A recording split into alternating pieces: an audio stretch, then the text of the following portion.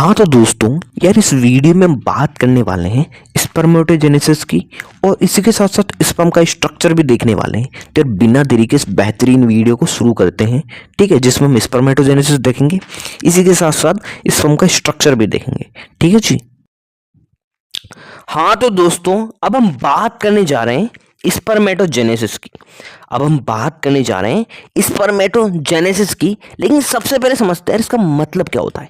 Spermatogenesis का मतलब क्या होता है सबसे पहले समझते हैं। देखो नाम से पता चल रहा है स्पर्म, स्पर्म के बनने की जो प्रोसेस है, स्पर्म के बनने की जो पूरी प्रोसेस है, इसको हम बोलते हैं स्पर्मेटोजेनेसिस। स्पर्मेटोजेनेसिस क्या होता है? स्पर्म के बनने की पूरी प्रोसेस हो जाती है। स्पर्मेटोजेनेसिस जो कहाँ होता है? टेस्टिस में। टेस्टिस है, वहीं बनते रहते हैं यार स्पर्म लगातार, ठीक है। और ये कब स्टार्ट होता है? प्यूबर्टी पे। देखो जब प्यूबर्टी आएगी मेल में तभी स्पर्मेटोजेनेसिस स्टार्ट होगा, यानी तभी स्पर्म बनने लगेंगे, ठीक है। जरूर याद रखना ये कब होता है?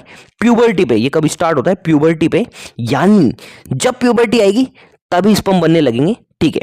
अब देखिए हम पूरा प्रोसेस देखेंगे कैसे कैसे इमेच्योर मेल जर्म सेल से स्पर्म बनता है। पूरा प्रोसेस हम देखने वाले हैं और बहुत इंपॉर्टेंट है, ठीक है। तो देखो बिना देरी के शुरू करते हैं प्रोसेस को। देखो प्यूबर्टी पे क्या होता है? सबसे पहले क्या होती है? स्पर्मेटोगोनिया होती है। क्या होती है? स्पर्मेटोगोनिया। इसे हम इमेच्योर मेल जर्म सेल भी कहते हैं। इसे क्या बोलते हैं? इमेच्योर मेल जर्म सेल भी कहते हैं। और ये क्या करती रहती है? माइटोसिस करती रहती है और अपनी संख्या लगातार बढ़ाती रहती है। क्या माइटोसिस कर रही है सब और अपनी संख्या बढ़ाती है, अपने नंबर बढ़ाती रहती है लगातार लगातार लगातार, ठीक है। लेकिन फिर क्या होता है? कुछ स्पर्मेटोगोनिया में क्या हो जाता है? डिफरेंशिएशन हो जाता है और ये बना लेते हैं क्या? Primary spermatocyte. एक बार वापस क्या देखो, सबसे पहले कहते हैं स्पर्मेटोगोनिया थी काफी सारी, इसे हमने इमेच्योर मेल जर्म सेल भी कह दिया है, ठीक है। अब देखो क्या कर रही है? माइटोसिस कर रही है और लगातार अपने नंबर्स बढ़ा रही है। लेकिन कुछ स्पर्मेटोगोनिया में डिफरेंशिएशन हो जाता है और बन जाती है प्राइमरी स्पर्मेटोसाइट, और बन जाती है ये प्राइमरी स्पर्मेटोसाइट। अब देखो एक और बात, देखो स्पर्मेटोगोनिया है, ये भी डिप्लॉयड सेल होती है। प्राइमरी स्पर्मेटोसाइट है, ये भी डिप्लॉयड है, ठीक है, ये ध्यान रखना। अब क्या होगा? देखो प्राइमरी स्पर्मेटोसाइट है, जो प्राइमरी स्पर्मेटोसाइट है, ये क्या हो जाएगा? फर्स्ट मियोटिक डिवीजन हो जाएगा, ठीक है। प्राइमरी स्पर्मेटोसाइट में क्या हुआ? फर्स्ट मियोटिक डिवीजन हो गया, ठीक है। और क्या बन गई? सेकेंडरी स्पर्मेटोसाइट, ठीक है। देखो जो प्राइमरी स्पर्मेटोसाइट है इसमें क्या हुआ? फर्स्ट मियोटिक डिवीजन हो गया और दो सेकेंडरी स्पर्मेटोसाइट बन गई, ठीक है। दो सेकेंडरी स्पर्मेटोसाइट बन गई, ठीक है। देखो एक बार वापस देखो, सबसे पहले क्या था? स्पर्मेटोगोनिया था। इनमें क्या हुआ? डिफरेंशिएशन हुआ कुछ स्पर्मेटोगोनिया में और बन गई प्राइमरी स्पर्मेटोसाइट। अब देखो प्राइमरी स्पर्मेटोसाइट है, इसमें फर्स्ट मियोटिक डिवीजन होगा और दो क्या बन गई? Secondary spermatocyte. और बहुत ध्यान से सुनना, इसकी प्लॉइडी जो है ये क्या है? 2n, सॉरी ये n है, यानी ये हैप्लॉइड सेल है। देखो प्राइमरी स्पर्मेटोसाइट है वो तो डिप्लॉयड सेल थी, प्राइमरी स्पर्मेटोसाइट है वो तो डिप्लॉयड थी, लेकिन सेकेंडरी स्पर्मेटोसाइट है, मियोसिस के बाद क्या हुआ? इसकी प्लॉइडी एन रहेगी, यानी ये हैप्लॉइड सेल है, ठीक है। सेकेंडरी स्पर्मेटोसाइट क्या है? हैप्लॉइड सेल है, ठीक है। अब देखो यार जो सेकेंडरी स्पर्मेटोसाइट है, ठीक है, ये दो जो सेकेंडरी स्पर्मेटोसाइट है इसमें क्या होता है? सेकेंड मियोटिक डिवीजन होता है और बन जाते हैं क्या? 4 स्पर्मेटेड्स। और बन जाते हैं क्या? 4 स्पर्मेटेड्स। देखो 4 स्पर्मेटेड्स कैसे? ठीक है, देखो दो सेकेंडरी स्पर्मेटोसाइट थी, इन्हें डिवीजन किया, एक ने 2 स्पर्मेटेड्स बनाए, इसने भी 2 बनाए, तो कुल मिला के 4 स्पर्मेटेड्स बन जाते हैं। कुल मिला के 4 स्पर्मेटेड्स बन जाते हैं और ये जो स्पर्मेटेड्स हैं आगे जाके क्या बनाते हैं? स्पर्म, या फिर इसको बोलते हैं हम स्पर्मेटोजोआ। ये क्या है, जो स्पर्मेटेट्स है इसमें डिफरेंशिएशन होता है और आगे जाके बना लेते हैं क्या, स्पर्म या स्पर्मेटोजोआ। और देखो बहुत इंपॉर्टेंट बात, देखो स्पर्मेटेट से जो स्पर्म बनने की प्रोसेस है इसको हम बोलते हैं स्पर्मियोजेनेसिस।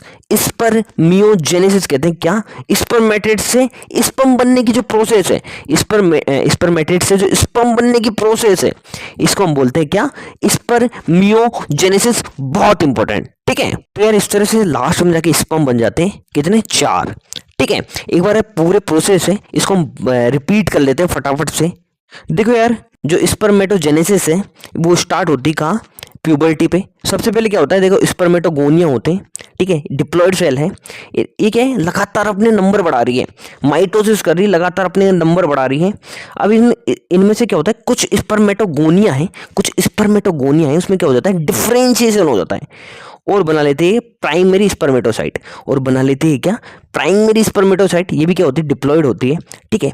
फिर क्या होता है, इसमें फर्स्ट म्यूटिक डिवीजन हो जाता है, ठीक है, फर्स्ट म्यूटिक डिवीजन हो जाता है और ये डिवीजन है वो इक्वल होता है, जिससे क्या होता है, दो बिल्कुल सेम है ना, बिल्कुल सेम साइज की क्या बन जाती है, सेकेंडरी स्पर्मेटोसाइट, बिल्कुल सेम साइज की दो सेकेंडरी स्पर्मेटोसाइट बन जाती है।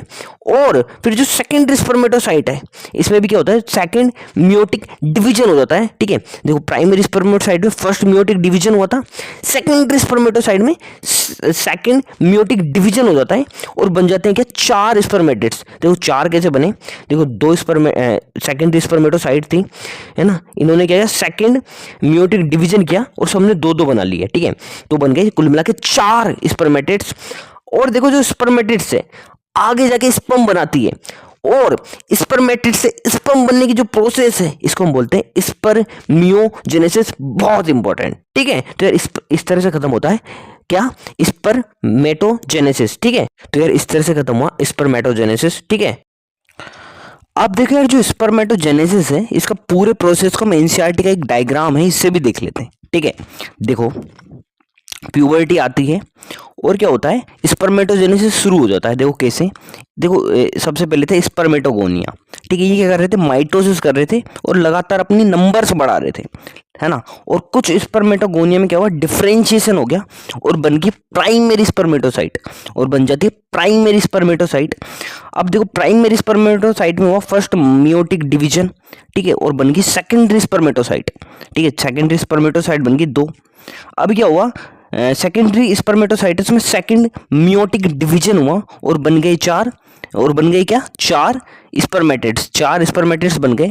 और जो स्पर्मेटेट्स थे इनमें डिफरेंशिएशन हुआ और बन गए स्पर्मेटोजोआ या स्पर्म, और इस प्रोसेस को हमने बोल दिया था क्या, स्पर्मियोजेनेसिस। स्पर्मेटेट से स्पर्म बनने की जो प्रोसेस है इसको हमने बोल दिया था स्पर्मियोजेनेसिस, ठीक है, इसको हमने बोल दिया था स्पर्मियोजेनेसिस, ठीक है।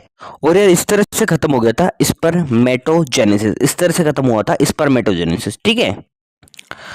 अब यार हम एक और बहुत इंपॉर्टेंट टर्मिनोलॉजी, इसका नाम है स्पर्मिएशन, इसका नाम है स्पर्मिएशन, इसकी बात करने वाले हैं, ठीक है।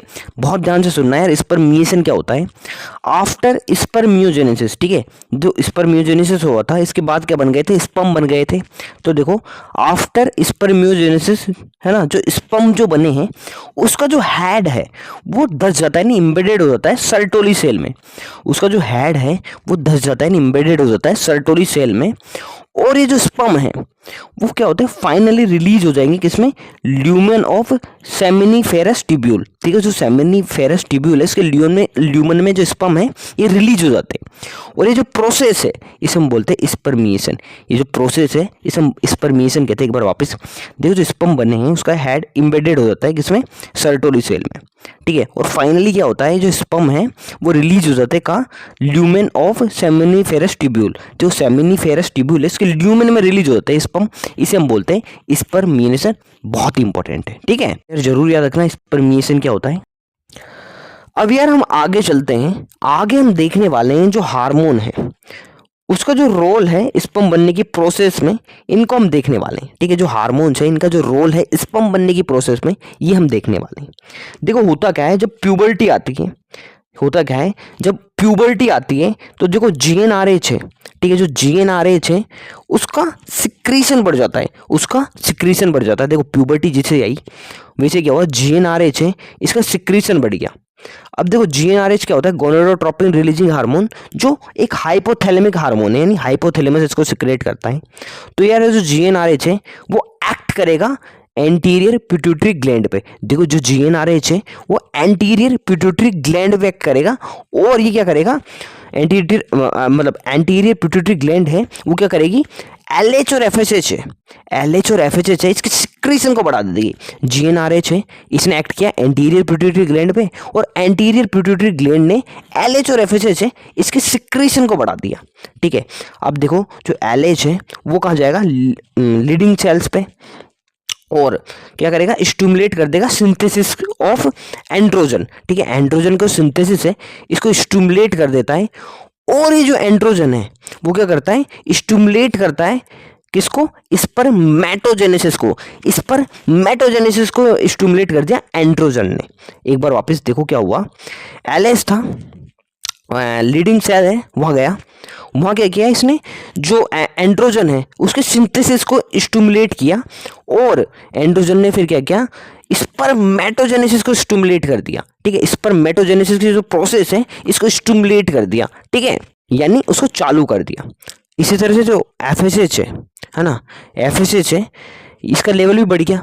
ये इसने क्या किया, सर्टोली सेल है उस पर जाके एक्ट किया, और क्या किया इसने, सिक्रीट कराए कुछ फैक्टर्स।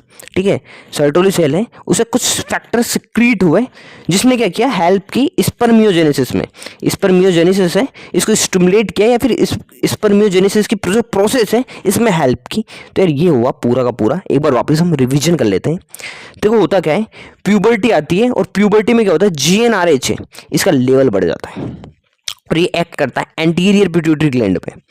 एंटीरियर पिट्यूटरी ग्लैंड ने क्या किया, एलएच और एफएसएच है इसके सिक्रीशन को बढ़ा दिया। अब देखो एलएच है इसने जाके एक्ट किया लीडिंग सेल्स पे, और जो एंड्रोजन है इसके सिंथेसिस को स्टिमुलेट कर दिया, और जो एंड्रोजन है इसने शुरू कर दी स्पर्मेटोजेनेसिस, यानी स्पर्मेटोजेनेसिस है इसको स्टिमुलेट कर दिया। ठीक है, अब देखो फिर क्या हुआ, एफएसएच है इसका लेवल भी बढ़ गया।